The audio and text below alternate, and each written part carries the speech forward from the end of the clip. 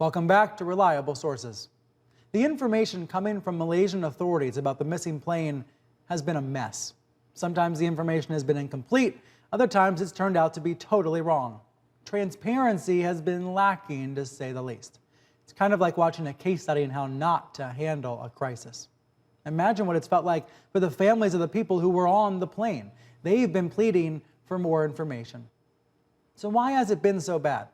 Well, maybe one major reason is because Malaysia does not have a free press the way we're used to having here in the United States. The media there is mostly government controlled, so officials are not in the habit of answering questions they don't want to answer. Yet there are some Malaysian reporters attempting to do what we take for granted here, which is to cover the government's actions without fear or favor. One of them, covering this story from the inside, is Jahabar Sadiq. He's the editor-in-chief of the Malaysian Insider, and he joins me now from Kuala Lumpur. Thank you for joining me. Thanks, Brian. Glad to be here. It's clear that Malaysia is dealing with a national tragedy, one that's still unfolding.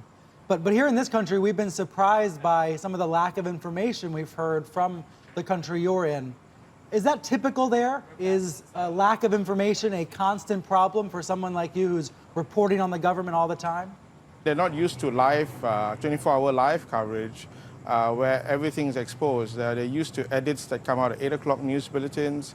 The TV stations are controlled, radio stations are controlled, print media is controlled, so the only free media left is online media. And on your website, for example, if you report something that government officials don't like, what are the consequences?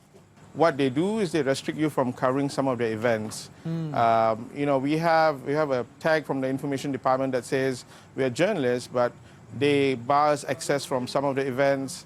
They bar us from briefings.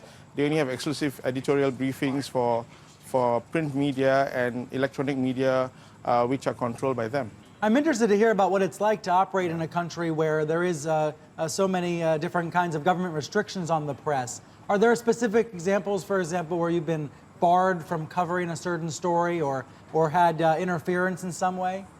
Yes, I mean, the fact that we are impartial, we are neutral, and we ask questions that really make people uncomfortable. They're not used to being questioned this way.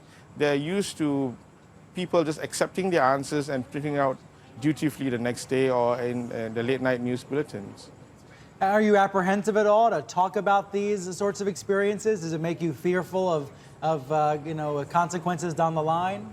I think there was a time a few years ago we were fearful something would happen to us, but from the previous Prime Minister, they decided they will take their hands off from the internet media. They have not actually hassled us in any way. We've called us in for questioning, taken down our statements for any of our coverage, but I haven't personally had any of my servers confiscated or anyone hassled.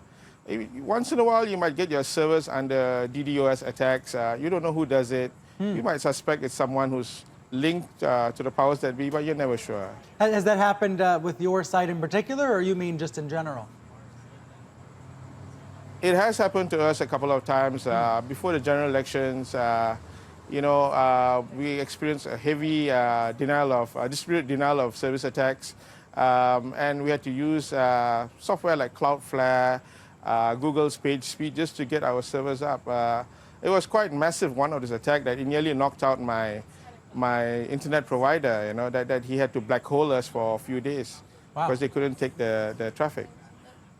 Well, it's a brave thing to be doing, to be reporting on the web, going around the government restrictions there. Thank you so much for joining me. Thank you, Brian.